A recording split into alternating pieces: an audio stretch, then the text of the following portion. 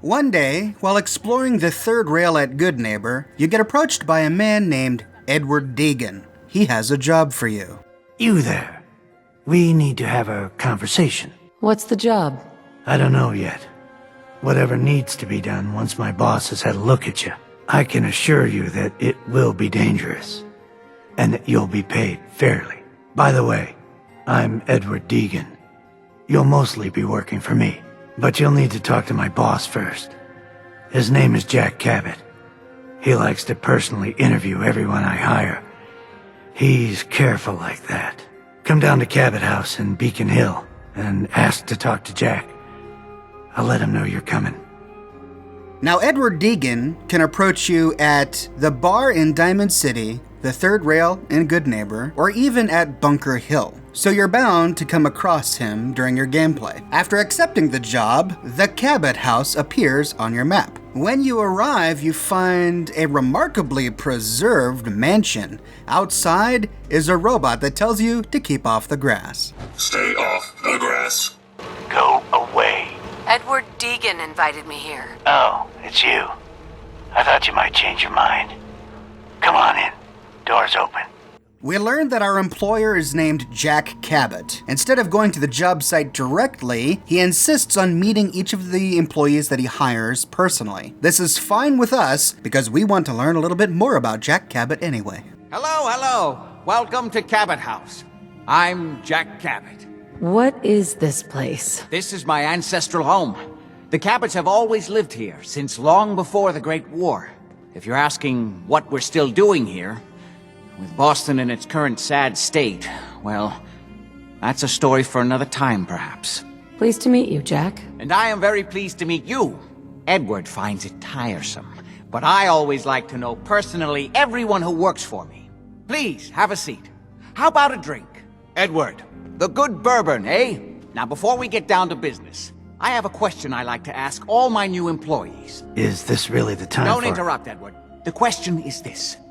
Do you believe there is other intelligent life in the universe? I'm not sure there's any intelligent life in the universe. At least not on this planet. You joke, but make a good point. Say humans perish from the Earth, as they seem intent upon doing. Say thousands of years from now, a new civilization arose. What would they know of us? You're implying there was a lost alien civilization on Earth in prehistoric times? Yes, if by alien you mean a non-human precursor to the commonly understood founding cultures. Sumer, Egypt, Assyria. Jack, can I tell her what I need her to do? I'm sorry, Edward. I just get carried away sometimes. You're sending her to look for the missing shipment. Yeah. Well then, I'd better leave you to it. What was all that about? Don't worry about it for now. That's part of the job, by the way. It's best to keep an open mind. Jack may be eccentric, but he's definitely not crazy. The job I got for you is simple.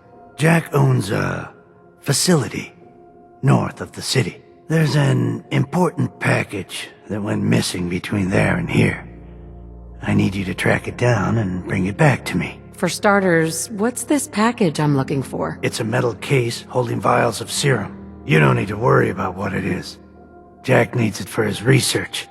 That's all you need to know. You should start at Parsons State Insane Asylum. Don't let the name spook you. It's just a secure building that we're using. We think the courier got ambushed as he was leaving the place. The guards heard gunfire in the distance, but we don't know exactly what happened. I was intrigued by your theory about an ancient alien civilization. Actually, it was my father's theory. Now proven beyond doubt, although only to me, unfortunately. There aren't many archaeology journals publishing these days. You have proof? Enough to satisfy me. He only made a single expedition to the Lost City, but he brought back enough to show beyond a doubt that the city he found wasn't made by or for human beings. Millennia older than the earliest human civilizations, but with technology that seems to have surpassed our own. And yet, everything about it is strange, disturbing geometries, tools not made for human hands, carvings that hint at dimensions beyond our own. What was your father's theory? He believed that all of the earliest human civilizations shared some common parent that was unknown to history. Think of Atlantis. The myth of an advanced civilization destroyed by a cataclysm is shared by many widely separated ancient cultures. Eventually, he found what he was looking for. A lost city, buried beneath the sands of the empty quarter of the Arabian desert. He spent years looking, and was widely ridiculed by the so-called experts. I'm ashamed to say even I doubted him. But in the end, he found it. A lost city, buried in the sands of the Rub al-Khali, the empty quarter of Arabia. How'd your father manage to travel to Arabia with the whole world blown to hell? Well, that was before the war, when he was a young man. How's that possible? The war was 200 years ago. It is an unusual situation, but... well, it's a private family matter. That's no concern of yours. So Jack and Edward Deegan want you to go to the Parsons State Insane Asylum and find out what happened to the courier that was transporting the mysterious package.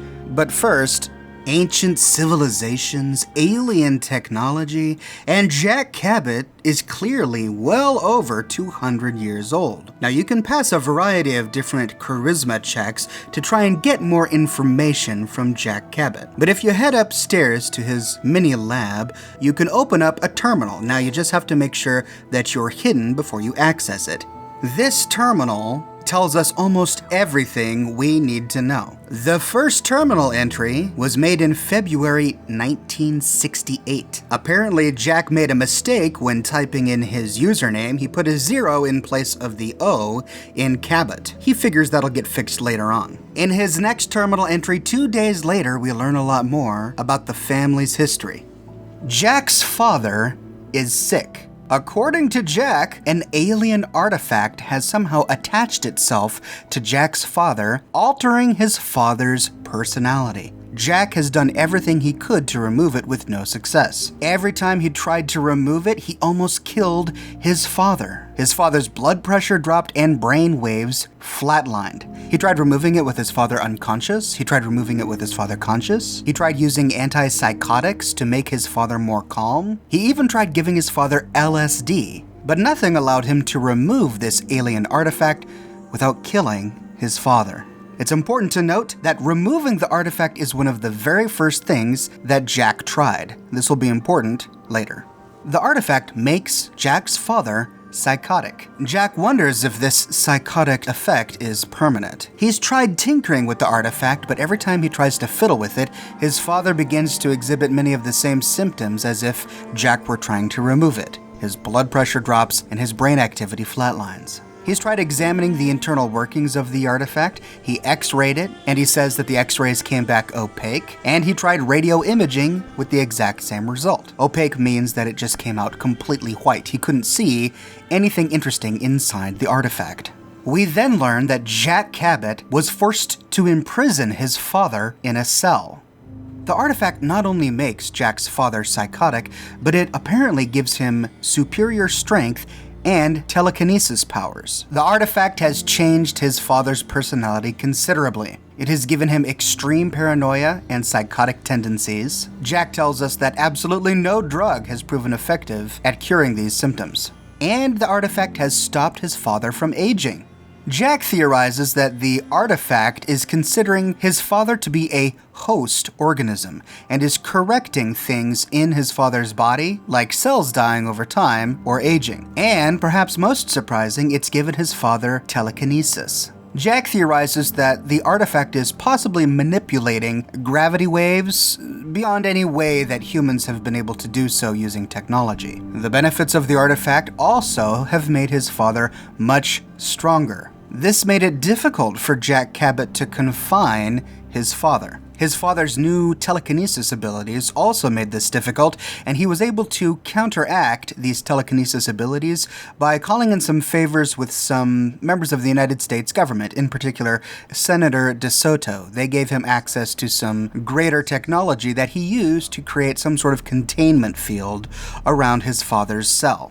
Jack has discovered that many of the positive effects that this artifact has given his father have been transferred to his father's blood. He used his father's blood to make some serums, which he at first was going to use as bargaining chips with Senator DeSoto from the United States government in order to gain access to greater technology. He says that the serum conveys many of the artifact's positive benefits with few of the negative side effects like psychosis. He stopped studying the serum because, as he says, it seems unlikely to be of much use in actually freeing Father from the artifact. It's important to note that even at this late stage, Jack's main concern is still to free his father from this personality-changing artifact. Despite the change in personality, Jack notes that there's no physical change to his mind. He did an x-ray of his father's brain, and there's no physical intrusion of the artifact. His skull is intact, there's no signs that it's even been penetrated. He thinks that the artifact is inducing blood chemistry changes in his father.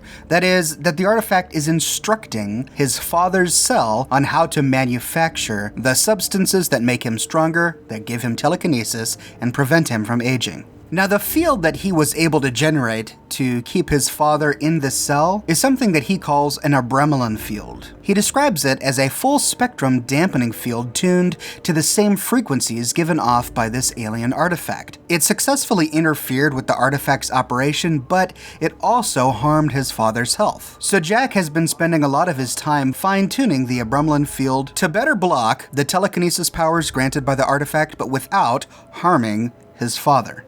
The rest of the terminal entries tell us a little bit more about what the Cabot family has been doing during this time. The next entry is in July of 1995, so we already know that Jack Cabot is taking the serum that he created using his father's blood. This explains why he appears to be unaged when you meet him, even though his first terminal entry is from 1968. We learn that Jack's mother and his sister Emogene have taken to going on European tours or vacationing while he stays home to work. He owns an insane asylum nearby called Parsons Insane Asylum. We can deduce that this is where he keeps his father. He's having a hard time finding people he can trust, as every generation he has to disappear for a while and then reappear as some long-lost cousin who is related to the original Jack Cabot. This is the only way that he can keep people from becoming suspicious at his agelessness. We learn that Jack hires Edward Deegan in 2058. This means that Edward Deegan is also extremely old. As someone who never ages, Jack sometimes forgets the passing of time, and his hired help grows old quickly around him. This typo in his own name that he made back in the 60s when he first set up this terminal is really starting to get to him. In 2075, he gets Robco to come on out and try and fix the typo, but not even Robco can fix it. He theorizes that Robco wasn't taking them very seriously. In 2076, Emogene, his sister, is dating somebody in the military, and this person in the military keeps on telling her all of these stories about what China is doing and what might be happening soon. And then in December of 2077, Jack tells us how his family is coping now that the bombs have dropped. They used backup generators to keep power at both the Cabot house and the Parsons Insane Asylum. None of the Cabot family members have been stricken by radiation damage because apparently the serum that they created from Jack's father's blood not only keeps them from aging, but also mitigates any of the harming effects of radiation, effectively making them immune to radiation. Edward Deegan, however, was not given any of the serum, and so he, during his many outings into the wasteland, ended up absorbing a lot of radiation. Thankfully, he didn't die, but he did get turned into a ghoul. The positive thing about Edward becoming a ghoul is that now Jack has an immortal servant. Finding trustworthy staff was one of the most frustrating things about being the head of the Cabot household. Apparently, after the bombs dropped, one of the men working at the Cabot household named Anderson actually tried to take over. He felt like the Cabot mansion should be his. He tried to do this coup while Jack was away, but thankfully, Emogene intervened. He tried to evict Emogene, Jack's sister, and his mother by gunpoint. Emogene, however, took charge of the situation and defeated Anderson, killing him and saving the household. This is our first inclination that the serum not only makes them ageless and immune to radiation, but might even give them better combat prowess like the artifact gives their father. In 2080, we learned that Edward Deegan recruited an entire mercenary staff to secure the outsides of the Parsons State Asylum. They have plenty of spare parts to last at least another 50 years, and their power is reliable. The mercenary staff keeps raiders at bay. Edward Deegan is now ageless and will not die, giving the Cabot family a faithful, trusty servant, freeing up Jack Cabot to going back to trying to remove the artifact from his father. The last entry is from 2115, where we learn that Jack is becoming much more impressed by his father's research. We also notice that Jack is referring to his father now as Lorenzo. Instead of talking about him as father, he says Lorenzo this and Lorenzo that. Is Jack Cabot trying to push his father away? Is he creating a distance between his father and his family? Is he seeing his father more as a subject now, rather than a family member? He's begun to go through his father's scientific papers much more thoroughly, and he has become convinced that his father was right, that there actually was an ancient civilization founded by aliens that had alien technology. We learned that Jack's father Lorenzo actually made one visit to the site of this ancient city. This, we must assume, is where Lorenzo found the artifact, but he must have done it a very long time ago, because Jack says that when his father went to the site, aerial surveillance was not possible. Now, aerial surveillance was possible during the very earliest parts of the 20th century, so it must have been the 19th century when Lorenzo visited the site, and if that's true, then that makes the entire family extremely old. Jack regrets that when he was younger, he dismissed his father's theories. He blamed it on the arrogance of youth. He's impressed that his father was able to put everything together, but it ended up not working for him because his father Lorenzo couldn't be very diplomatic with his critics. So, we walk away from this terminal learning a whole lot more about this family. First, they have their own father confined in a cell in the Parsons State Insane Asylum. Second, his father is psychotic with some sort of alien artifact attached to his body, giving him superhuman powers. Third, Jack produced a serum from his father's blood that makes himself, and very likely his direct family members, immortal. This is why everyone in the Cabot family is so young. Fourth, Edward Deegan knows everything about the family and has been a long-time family retainer. He has worked with the Cabot family since before the bombs dropped and is the one responsible for hiring the mercenaries that guard the Parsons State Insane Asylum. And finally, the package that we have been hired to retrieve is filled with serum, likely the very same serum that was created using Lorenzo's blood. And if that's the case, if raiders have it, it now means that they've got a serum that can make them superhuman.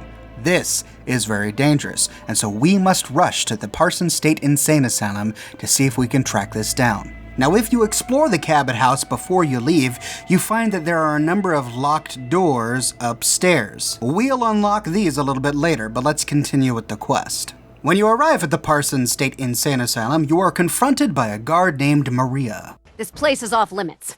You'd best move along. Edward Deegan sent me. I'm looking for a missing package. Oh, you're the new girl. So this package, pretty sure we know where it is. The guys that shot Ben are holed up in the Parsons Creamery, just north of here. Who are these guys? Raiders? Sure, assholes with guns. Although it's weird that they're still hanging around so close. Kinda like they're scouting this place or something. I don't like it. I'm glad you're gonna finally get rid of them.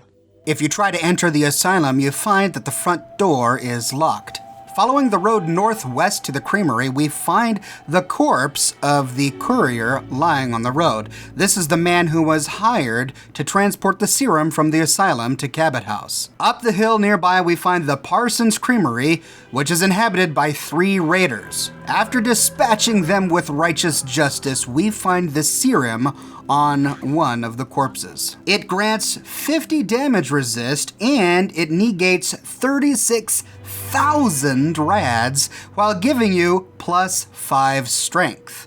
The problem is that we only find 1 vial on this raider. Turning the creamery upside down reveals a safe filled with loot and a bunch of other random minor loot, but no other vials of serum. When you return to the Cabot house, you talk with Edward Deegan to complete the quest.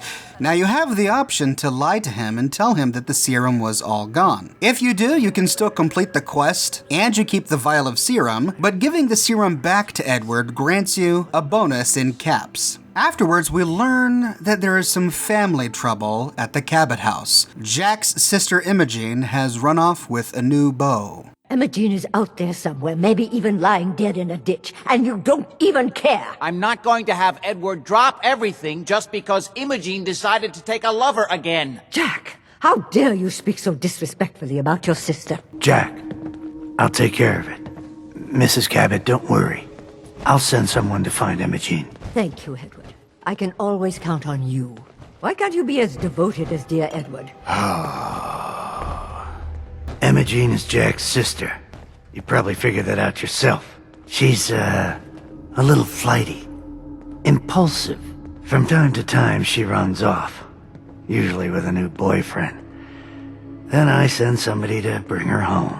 She's been spending a lot of time in Good Neighbor. At the jazz club there, the third rail. Somebody there must know something. She's not known for keeping her mouth shut. To find clues as to her whereabouts, talk with Magnolia. Do you know Emogene Cabot? Emogene? Sure. I know her. I haven't seen her in a while, though. Are you a friend of hers? She's missing, and her family's worried about her. There was this preacher fella who used to come in here all the time. One of the slick ones. Always going on about remaking your life and so on. Most of the customers wouldn't give him the time of day, but Emogene, she latched on to him for some reason. I don't suppose it hurt that he was easy on the eyes. Intense. Some women find that irresistible. Is there a problem, Miss Magnolia? No, this lady here was just looking for Emogene. Do you happen to know where that preacher fella came from? Brother Thomas? Yes, that's right. The one Emogene was always hanging on. Had to throw him out. Wouldn't stop bothering customers with that salvation racket. Kept going on and on about joining him at the back bay. Then he'd shove those stupid flyers in your face. Here, I kept one of them, just in case he didn't pay his bar tab. Well, thanks, honey. You were a big help. Anything for you, miss. I hope Emogene's all right. I didn't much like the idea of her going off with that preacher fella. The Charles View Amphitheater is just a short ways away. Here we find a bunch of religious converts as well as the preacher, Brother Thomas. Welcome, neighbor. We're always glad to see a new face around here. I'm just looking for Emogene Cabot. Oh, I'm sorry, but Emogene is indisposed right now. She's not seeing visitors. What's she doing here? Is she a member of your movement? Actually, she and I are, romantically involved. Not that it's any of your business, but she and I are just having a little relationship trouble. You know how it is. She's not seeing anybody until she cools off. You're not holding her prisoner, are you? No, she's not a prisoner. She's just locked in her room until she calms down. She was acting crazy, threatening to run off. No offense, but you know how women can get sometimes. I'm a friend of the family. Maybe I can talk some sense into her. Look, the truth is, we had a little, disagreement about her joining the movement. She got kind of violent. So I locked her in there until I could figure out what to do with her. If you're willing to take her off my hands, let me unlock the door for you, and then she's all yours. I've got to warn you, she's way stronger than she looks. It took all of us combined to even get her locked up in there. Now, when I entered the unlocked door, I did not find Emogene. This is a known bug that many players have had to deal with. I ended up using console commands to advance the stage of the quest so that I could continue with the Cabot House line of quests. But in my first playthrough, this quest worked for me. I won't be able to show you footage of this event, but I'll describe to you the event based on my memory. You find Emogene, and she has gray hair and she is old. She looks nothing like her painted portrait in the Cabot House. Talking with her about it, and we learned that she has been taking a little bit of that serum that Jack synthesized from his father's blood. The serum made her ageless, but while she has been down here with Brother Thomas, she has not been taking the serum. She aged dramatically while she was off the serum. This startled Brother Thomas, and so he locked her in the back room. Now that she is free, she travels to Good Neighbor to hang out with her friend, Magnolia, and you are free to head back to the Cabot House to complete the quest. Back at the Cabot House, we interrupt a conversation between Jack Cabot and Edward Deegan over a ham radio. Something is going down at Parsons. Edward, what's going on there? We're under attack. They're inside the building. Inside? Can you keep them out of the basement? I'm trying, Jack. I've never seen raiders that... God's sake, Sammy, the doorway, right there. Sorry, things are a little busy around here right now. Listen, if they're inside the building, you have to go to the office and shut down the elevator. You can't risk them getting to Lorenzo. Got it. Office, elevator. You better round up whoever you can and get... Hello? Edward? Come in. In this emergency situation, now that you are a trusted member of the family, you can press Jack for more information. We learn that he and his family are actually over 400 years old, and his account corroborates much of what we have already discovered on his upstairs terminal. After accepting the quest, Jack tells you that he will accompany you to the Parsons State Insane Asylum. This is surprising because he doesn't seem to be a man of action, but we must remember that he has been taking the mysterious serum that he synthesized from his father's blood, so he is ageless, immune to radiation, and he's much more athletic than he typically would be. Accepting this quest also unlocks all of the doors that are upstairs. Heading upstairs, you can find the Massachusetts Surgical Journal number 9, which grants plus 2% damage dealt to limbs. We also find the Zeta gun, which appears to be a modified gamma gun. We learn from Jack's terminal that he was experimenting on making a mobile version of Lorenzo's psychic restraint. That is, the Abremelin field that he used to encage Lorenzo in his cell. This weapon is not very spectacular during combat, but it may be useful to weaken Lorenzo if you are forced to fight him. In Emogene's room, we find a locked terminal that has a bunch of interesting notes from Emogene. It tells us the same story that Jack told us, but from Emogene's perspective. Jack is the one who gave Emogene this terminal in February 1968, the same month he got his own. We learned that in 1968, Emogene was one of the very first people on the internet talking on bulletin boards. She learned some minor low-skill hacking from these bulletin boards and discovered how to fix the typo mistake that Jack made on his terminal, but she didn't go ahead and fix it for him because she loved watching him try and solve it on his own. We learn that even though her father is now psychotic, Emogene still goes to the insane asylum to visit her father, despite Jack's objections. Every time she goes down to visit him in his cell, he puts on a huge display, but she knows that that's not really his father talking to her.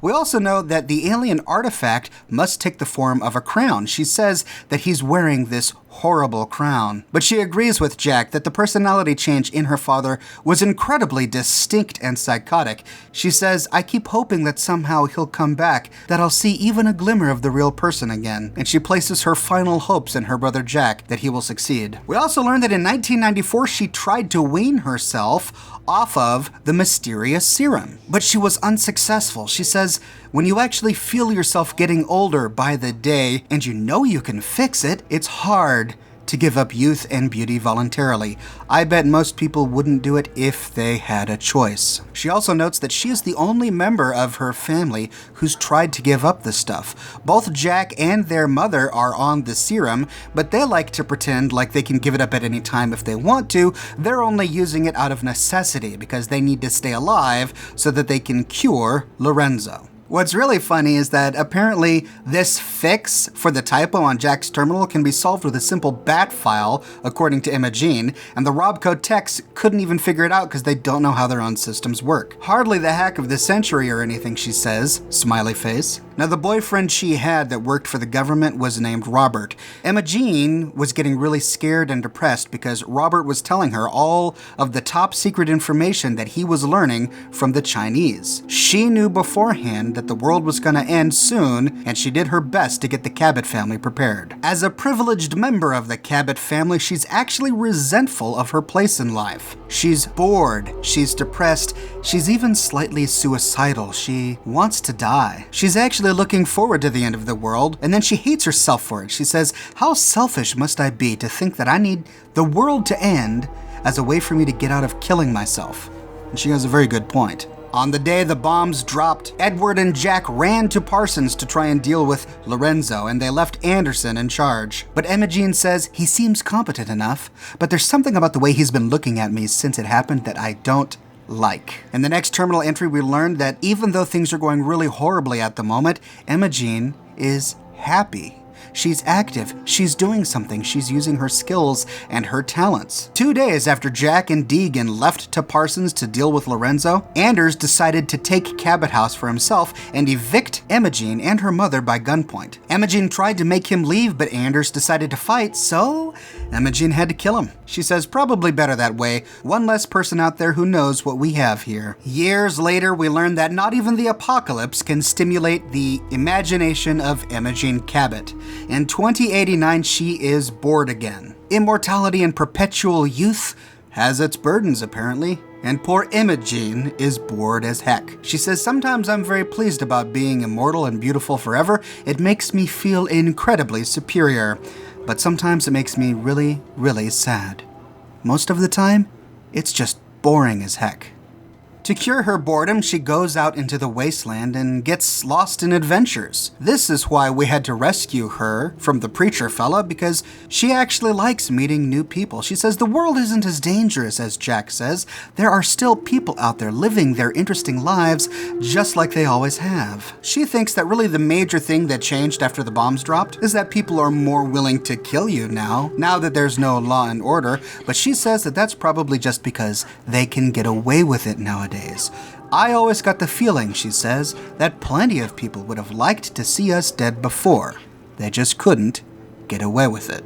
That's an apt observation. How many people do we see in our everyday lives who could be murderers and robbers if only they knew that they could get away with it? In her final terminal entry, she's frustrated at her situation. She wants her father to get cured, but Jack is taking his good, sweet time finding a cure. It is Emogene in this terminal that thinks, after all these years, maybe Jack is just going through the motions. Maybe he's stopped trying to cure father. After all, if he does cure father, what happens to us? This is something we must bear in mind for later. When you arrive at the Parsons State Insane Asylum, we find Maria and all of the other mercenaries dead outside the door, along with a number of raider corpses. Together, you and Jack infiltrate the insane asylum and clear it of raiders trying to get to the basement where they are holding Lorenzo. But I'll take this moment to tell you the story of Lorenzo's trip to Arabia in 1894. In one of the locked bedrooms upstairs, which has become unlocked once you accept the quest, we find Lorenzo's handwritten journal. This is the account of his voyage in 1894 to Arabia, looking for the lost civilization that he believes was founded by an alien race. His ship, the SS Wakeful, left Cape Cod on Thursday, February 8th, 1894. Emogene and his wife Wilhelmina met Lorenzo on the docks, and poor Emogene cried to see her father leave. Jack wasn't there because Jack thought of what his father was doing as chasing down ancient superstitions. It's sad to think that this is the last time poor Emogene would ever see her father the way she always remembered him. Lorenzo then sailed with his crew to Lisbon, where he met two essential people for his expedition. The first was a hired local guide who would take him to the site of the ancient alien city, and the second was a man named Metternich, an inventor who created a device that could detect electronic signals beneath the ground. This is what they would use to locate the site of the ancient city. By March, they were in Suez, Egypt, and Lorenzo is still trying to assemble his team. The most frustrating thing about this trip is all of the red tape necessary to make a venture into the heart of Arabia. In March, they landed in Salalah and began their overland expedition. By the end of March and beginning of April, they had reached the location of the city, and they were using Metternich's electronic detecting device to try and find the signs of ancient technology buried deep underground. They finally found success on Tuesday, April 3rd, 1894. The workers struck worked stone. This could only be stone from the ruins of an ancient city. Lorenzo believes he has found Ubar itself, the name of the fabled ancient city. He uncovered fragmentary inscriptions and runes that matched many of the ancient texts he has been reading. But in the middle of April, all work stopped. The site experienced an almost supernatural sandstorm. The entire group is holed up in their tents. The darkness is complete, even in the morning. 3 days later, the sandstorm is still going on. The local guide is starting to spout superstitious nonsense, and he's causing many of the diggers to think that this is retaliation from the ancients for trying to dig up their ancient city. Even Metternich is starting to become worried. Finally, on Saturday, the sandstorm ended, but the guide had disappeared. Everything that they had been excavating was covered in feet of sand, and they had to start all over. But by May, they had uncovered the foundations of a great temple. Metternich wants to leave. He's getting tired of the excavation and probably a little scared, but Lorenzo will have nothing of it. Finally, on Sunday, May 13th, 1894, Lorenzo makes his great discovery. Lorenzo and his team worked for at least a week to clear a shaft beneath the Great Temple, until they hit what Lorenzo describes as a cyclopean block of stone obstructing the path to an underground tunnel. Deliberately sealed, he says, by the builders. But after 3 days, they broke through the block. Lorenzo was first in. The dust of ages covered everything. Clearly, he says, this is a burial crypt. And at the far end, he finds a sarcophagus. When he lifted the lid, even Lorenzo fell to his knees in shock. The diggers fled. Metternich's face went white, and Lorenzo thought he was having a heart attack. Unfortunately, Lorenzo does not describe to us exactly what it was he saw in the sarcophagus, but we do know that he plucked from the head of that creature a crown. He's writing these notes with the crown sitting directly in front of him, and he's tempted, ever so tempted, to put it on. A few moments later, and Lorenzo appears to have experienced a burst of clarity. He corrects himself. The city's name was not Ubar, but he doesn't tell us what its real name was. And the building was not a temple, but he doesn't tell us what it actually was. And even though they found a sarcophagus, it was not a crypt, but he doesn't tell us what it really was. Somewhere along the line, all of his assumptions have been corrected. Perhaps he put the crown on, against the inner voice telling him not to. Perhaps the ancient aliens began to communicate to him through the crown, or maybe he tapped into some sort of shared knowledge that the ancients had, which clarified to him the exact nature of this site. Whatever happened, the results are clear. On Monday, Lorenzo emerges from his tent and tells the excavation team to cover the site back up. He's leaving. He's going back to Boston, and he's wearing the crown. Metternich was extremely surprised to see me wearing the crown this morning, says Lorenzo, and he tried to argue with me when I ordered the men to bury everything that we had uncovered. Lorenzo is confident that the sandstorms will erase all evidence that he and his team had ever been there. That will keep the location of the city safe within Lorenzo's mind, and he can return in the future when he is ready to uncover more of her secrets. What's interesting about this last entry is by this time he is wearing the alien artifact, but he speaks with such clarity. It's clear that some sort of dramatic and scary personality change happened within Lorenzo, because this event is recounted not only by Jack but also by Emogene. Emogene, the girl who was at the dock and cried when her father left. Emogene, the only one to visit him, confined in the basement of Parsons even after he went mad. I think it's clear from the evidence that this family truly loved their father and were devastated when his personality changed. But maybe it wasn't madness. Maybe he didn't go crazy. Maybe he is perfectly sane but now sees human life as expendable. By the time you fight your way down into the basement of the insane asylum, we discover that the raiders are hard at work disabling the abrumulum field, which is keeping Lorenzo contained in his cell. Apparently, using the powers of the artifact, Lorenzo has reached out to the raiders who consumed his serum to organize them to come down and free him, perhaps with the promise of access to more of this mysterious serum. I'll be happy to show you how to get more of the serum, as soon as you let me out of here. Jack opens up the security doors to allow you inside. You dispatch the raiders, and then you have a choice.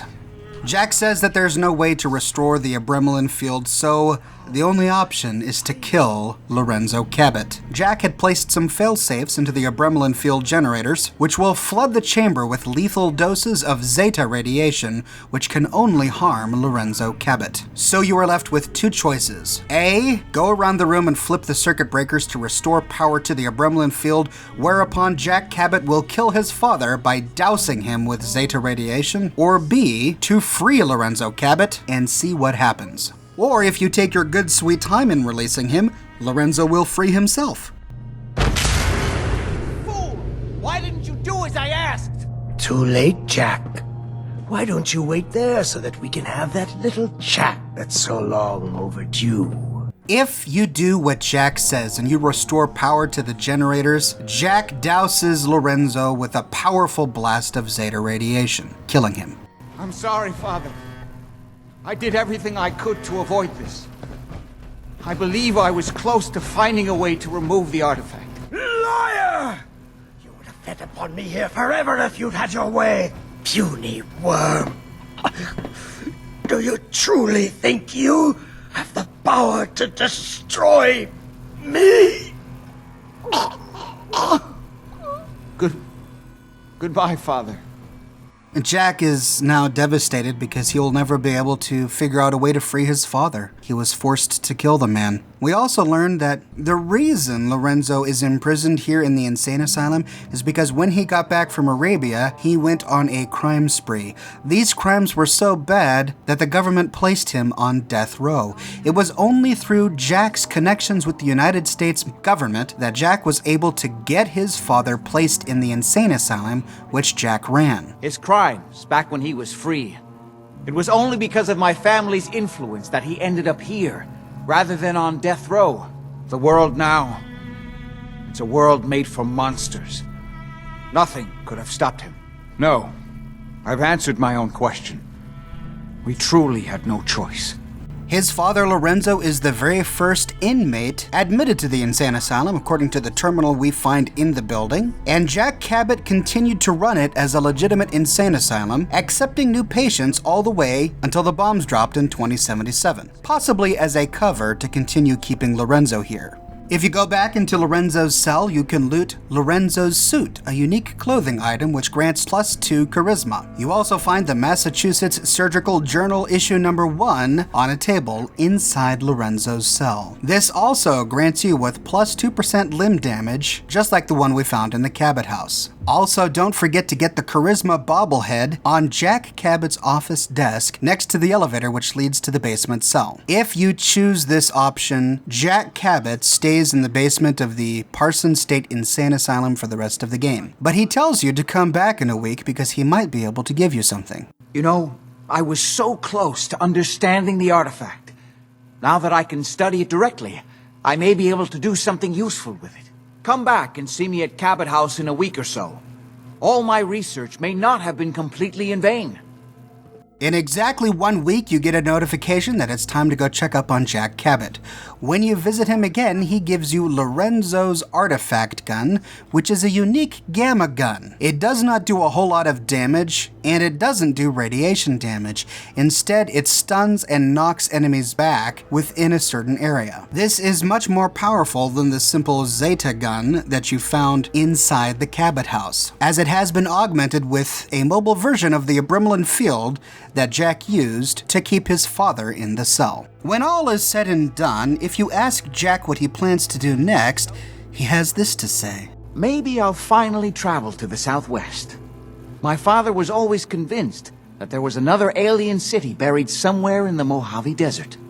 Is this foreshadowing for Fallout 5? Remember that the only mention of the Institute in Fallout 3 is with the storyline of Harkness at Rivet City. They gave us very little information, but they used that brief story to create a central villain for Fallout 4. Could it be that Fallout 5 or some future DLC is going to take place in the ruined city of some alien ancient civilization? Will we follow the footsteps of Lorenzo Cabot? Will we find Jack Cabot as an old man doing more research? Of all of the stories in Fallout 4, I think this one may have the greatest potential to offer some foreshadowing into a future game. The other option, of course, is to release Lorenzo Cabot from his cell. Don't listen to my son. He's the crazy one. You know this. Look at what he's done to me. Do the right thing. Open this door and let me out. Think back on everything Jack has told you. Who do you think is really the crazy one here? You fool! Ah, at long last, you did the right thing. You'll see. How long have you been locked up in here? My loving son trapped me here in the year of our Lord, 1898, so, almost 400 years. I think you were about to agree to helping me kill Jack and the rest of my traitorous kin, yes? Say I do help you kill Jack and the rest of your family. What's in it for me? What Jack stole from me, I will give to you freely. The gift of immortality. But first I have some unfinished business to deal with. With your help, I trust. Meet me at Cabot House. I'm sure that's where the rats will congregate. If you do, he leaves the Parsons State Insane Asylum and walks all the way to Cabot House. If you beat Lorenzo to Cabot House, Jack confronts you and asks you why you released his father Lorenzo. Have you lost your mind? Why did you release Lorenzo? I wasn't sure who was telling the truth, you or him. And now he's coming here to kill all of us. Are you satisfied? This is my fault. I hired this idiot, and she betrayed you. Give me one good reason why I shouldn't just kill you right now. You also have the option here to get Deegan to join your side. You can convince Deegan that Lorenzo was not really crazy, that Jack, Cabot, Emogene, and Wilhelmina have been unjustly imprisoning him in his cell this whole time. You were just keeping him prisoner to keep yourselves alive. That's a lie. I worked for centuries to find a way to cure him. But he doesn't want to be cured. He likes what he's become. Hold on there, Jack. She has a point. Your story about curing Lorenzo has never quite added up. What are you doing, Edward? I'd just like to hear what she has to say. She's talked to Lorenzo. I never have. You're saying you think Jack's been lying about Lorenzo all this time? Yes, Lorenzo doesn't seem crazy to me. Although he's understandably pretty pissed off. Well, goddamn. I guess you have some explaining to do, Jack. You can't seriously doubt me, Edward. After all I've done for you? Regardless of your choices, Lorenzo appears on the balcony and addresses his family. How did you get in here? Why so surprised? This is my house, after all. I like what you've done with the place. Lorenzo! Be silent! I would never. You have all betrayed me. Kept me a prisoner and fed off me like vampires to prolong your pathetic, worthless lives. That is now over. Your time is up. If you did not convince Deegan that Lorenzo was not crazy, then Lorenzo attacks his whole family, including Deegan. He kills them all with relative ease and uses powerful pulses to stun his family. These pulses knock off many of the loose decorations within the house. But if you convinced Edward Deegan that Lorenzo was not really crazy, Edward joins you and Lorenzo in the fight, and his life is spared. Thanks for backing me up. I never thought you'd turn on Jack like that. I've had my doubts about the Lorenzo situation for a long time. You may not realize, I've been working for the Cabot since before the Great War. I never met Lorenzo, of course. He was already locked up in Parsons when I came on board, so I've had to take Jack's word for everything the whole time. And I won't lie, I had a good situation here, and I didn't want to rock the boat. I don't know if it was the right decision or not, but what's done is done. What are you gonna do now? I don't know. It's been a long time since I've had to answer that for myself. Only thing I'm sure of is that I won't stay here. Well, no point in hanging around here any longer. I'm done with the Cabots. At the end of the bloodbath, when Lorenzo's whole family lies dead on the floor, Lorenzo breathes in the fresh air and addresses you, his new friend. Well, that's done. Thank you for your assistance. You really are insane, aren't you? Perhaps, by the old definitions. But things have changed while I've been locked away. The old rules no longer apply. This new world seems to be one of limitless possibilities for people of our talents and inclinations. I can see that we're gonna get along just fine. Oh, I knew that from the first moment I saw you in that cell. I knew you would understand why freeing me was the right thing to do. But first, one last piece of unfinished business. I promised to share my blood with you, and I always keep my promises. Here is your reward. I will provide you with a lifetime supply, as needed. But remember, this is my gift to you. I will give you another vial when you need it, for your own use only. Do not sell it or throw it away. From here on out, Lorenzo will give you, for free, 1 vial of the mysterious serum.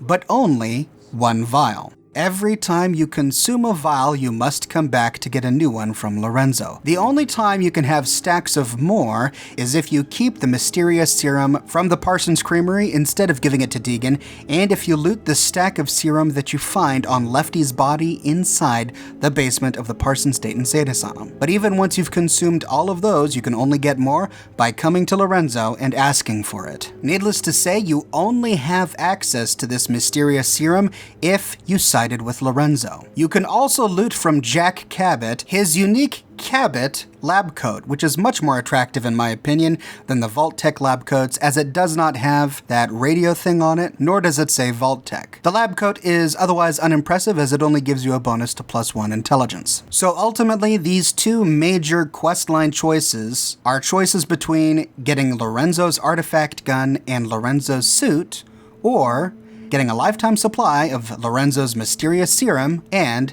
Cabot's lab coat. What can I do for you? I was curious about the ancient artifact you always wear. Jack spent so many futile years trying to understand this. I could have told him everything he wanted to know. Through it, I commune with the ancient minds that founded our civilization. Whether they live within it, or it communicates with them through time or space, or whether it simply holds their memories, I don't know. What I do know is that it has widened my horizons beyond the tiny scope granted to normal men. I spent my long captivity exploring the memories of the ancients, their arts and sciences, their philosophy and worldview. Are you really over 400 years old? Yes, I truly am. Although since I spent almost 4 centuries of that locked in a tiny room, I have spent most of my time exploring my own mind, as it were. But there is a third option. You can unlock his cell door, releasing Lorenzo, which will send Jack Cabot scurrying back to the Cabot house. But you can then attack Lorenzo and kill him. I'm gonna make this as painful as possible. Father, don't do this. Get away while you can! The only difference this has is when you go back to the Cabot house, you can tell Jack Cabot that you've killed his father, and it unlocks more character dialogue from the rest of the family. Lorenzo's dead. You don't have to worry about him anymore. What? How? I can hardly believe it. I don't know what to say. You'll have to give me a moment. My God, what does this mean, Jack? I'm happy he's dead. He was going to kill us, wasn't he? And to be fair, we had it coming. Ignore her, Mother. She's just trying to provoke you. What it means is that we don't have to worry about Lorenzo coming here to kill us. And also that we're all going to have to learn to do without the serum. Our little taste of immortality is over. I only wish I'd been able to find some way to cure my father before it came to this. I still believe that with a little more time, I might have found some way to remove the artifact. But it doesn't matter now. I don't understand why he was so angry at all of us. It was for his own good. Couldn't he see that? I always knew we shouldn't be using the serum. But who could resist such a temptation? Jack still offers you Lorenzo's artifact gun, but instead of going back to the insane asylum to get it a week later, you just come back to the Cabot house a week later and get it directly from Jack Cabot. After all is said and done, no matter which ending you choose, Jack no longer needs your employment, and you are let go.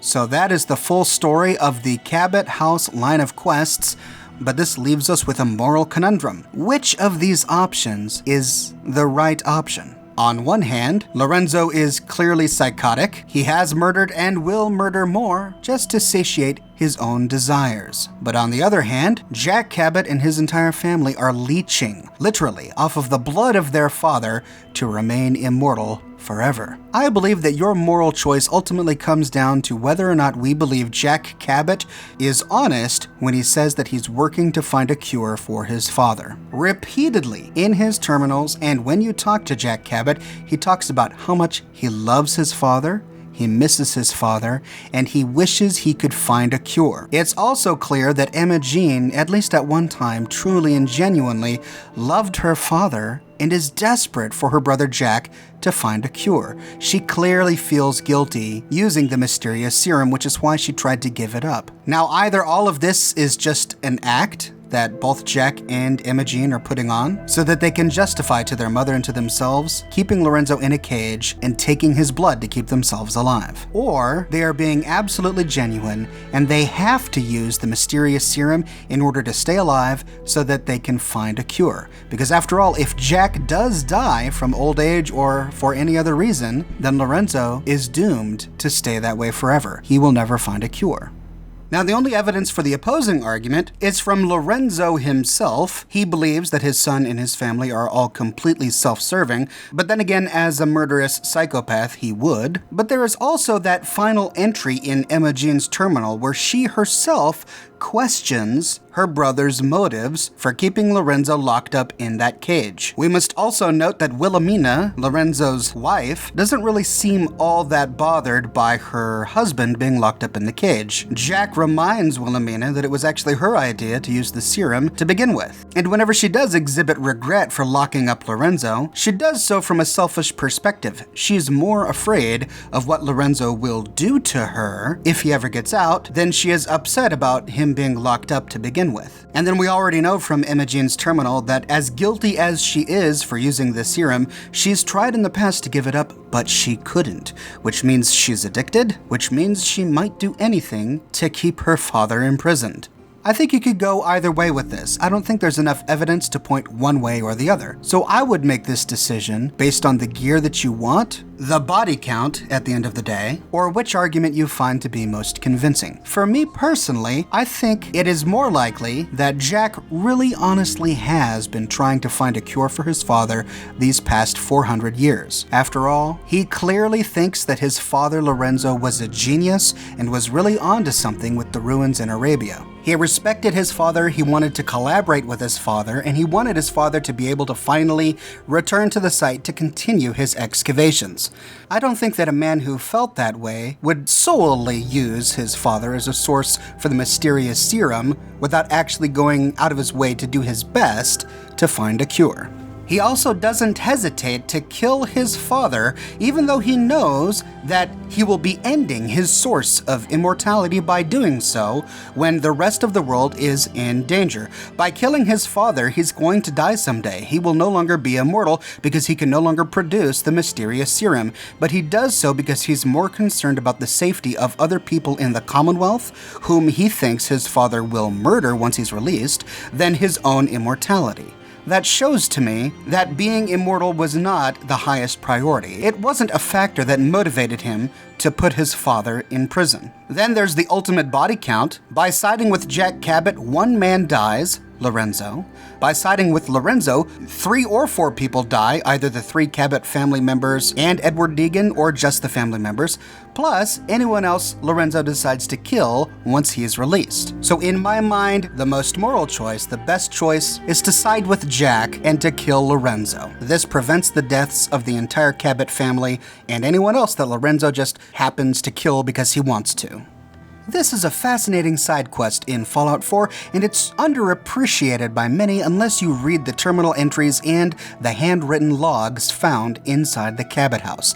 They really create a 400-year-old history of this family and their exploits throughout time. As much as they gave us, I walked away wanting to know more about the ancient Arabian city, about this race of aliens who came to Earth before human time, about their amazing technology, and how they can possess or at least communicate to humans through that technology millennia after they've all died. This quest also reminded me of what we learned in the Dunwich Borers dungeon. Here we find an entire group of people tunneling into the earth to try to uncover some sort of artifact. Maybe they thought it was some sort of ancient god, but maybe instead of a god, it was really a trapped alien intelligence. A trapped intelligence that was part of ancient civilization before humanity walked the earth. With their relics buried beneath earth, they used their mind powers, their telekinesis to communicate with humans above ground. Instead of the supernatural, could all of these things be connected to Science? Tangible science in the Fallout universe, but an alien science? It's certainly food for thought. Let me know your thoughts about this side quest. Ladies and gentlemen, I had so much fun putting this video together. It has been a top requested video for many, many weeks, and I'm happy to finally be giving it to you now. If you'd like to talk about the Cabot family with like-minded individuals on the Oxhorn community Discord server, be sure to click the invitation link in the description of this video. And if you like what I do and you want to support me in a more personal way, consider becoming one of my patrons on Patreon. Patreon subscribers gain access to a private channel on my Discord server, as well as a bunch of other cool Oxhorn perks. But more than anything, ladies and gentlemen, I'm just so glad you're here watching this video with me today. Thank you so much for watching, and I'll see you tomorrow morning, bright and early, with a brand new video.